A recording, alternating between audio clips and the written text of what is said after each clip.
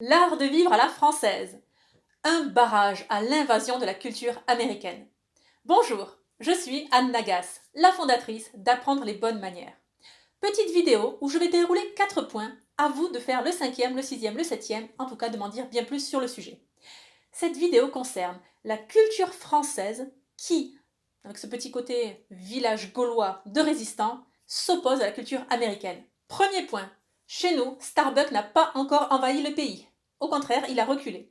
Et oui, ce n'est pas dans la culture française que de marcher dans la rue avec une boisson chaude dans les mains. Le café, le thé, le chocolat. Non.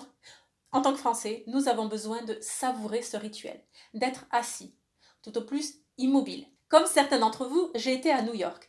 Et une des choses que je voulais absolument faire, c'était commander un café chez Starbucks à 1 million de dollars. Non, 8, mais c'est déjà suffisamment cher.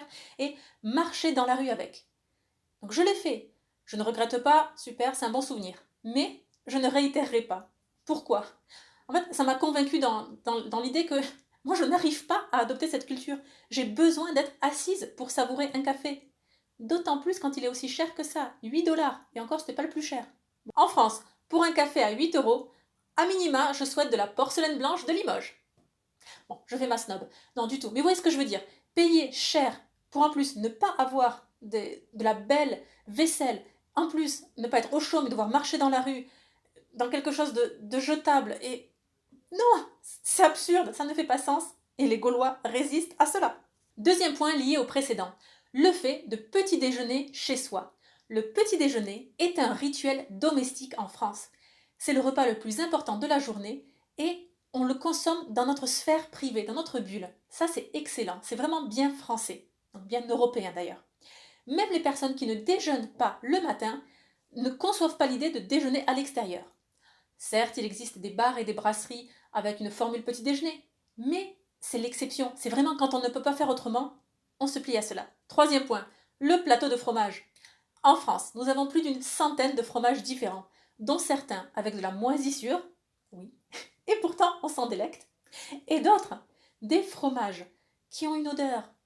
Je n'ai même pas utilisé un qualificatif pour la décrire, et pourtant on en raffole, je suis la première à les savourer. Ça aussi, vraiment français. Quatrième point, les portions XXL. Et oui, tout ce qui est maximiser les portions. Ce n'est pas du tout français et cela n'a pas pris en France. Moins à cause du gaspillage ou de l'écologie, mais tout simplement de cette modération et encore de ce goût que nous avons pour les petites portions. Nous savons bien que plus c'est petit, plus on aura l'impression que c'est bon, plus ce sera sophistiqué, plus ce sera esthétique, plus ce sera présentable. Bref, nous préférons la miniaturisation. À vous à présent d'allonger cette liste.